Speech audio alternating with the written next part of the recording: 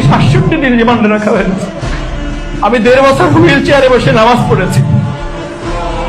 Wheel চেয়ারে বসে আল্লাহকে বলেছিলাম, আল্লাহ আমার কপালটা আমি সিজদায় মাটিতে লুটাতে চাই, আমি বসে বসে নামাজ পড়তে চাই না।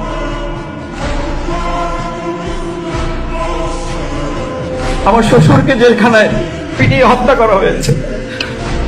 আমার নির্যাতনের দৃশ্য দেখে আমার বাবা স্ট্রোক করে মৃত্যুবরণ করেছেন। আমার চতুর্থ সন্তানের মুখ আমি দেখতে পারি নাই। আমার চতুর্থ সন্তানের জানাজায় আমি উপস্থিত হতে পারি নাই। আমার চতুর্থ সন্তানের কফিনটা আমি আমার বাবু ঘরে নিয়ে আসতে পারি নাই। আপনাদের এই সন্তানটাকে এত বড় সন্ত্রাসী বানিয়েছে। 20 লক্ষ টাকা তৎকালীন সরকার, পুলিশ প্রশাসন, ডিএমপি 20 লক্ষ টাকা পুরস্কার ঘোষণা করেছে আমাকে গ্রেফতারের জন্য।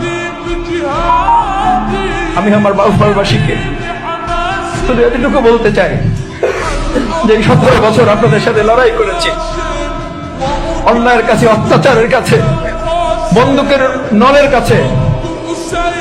আমার 350 মামলা জামিন করতে লেগেছে মাত্র 7 মাস 8 মাস। আমার বের হতে হয়েছে 4.5 বছর পর। আমি প্রথমবার বের হয়েছি, আমাকে গ্রেফতার করে আবার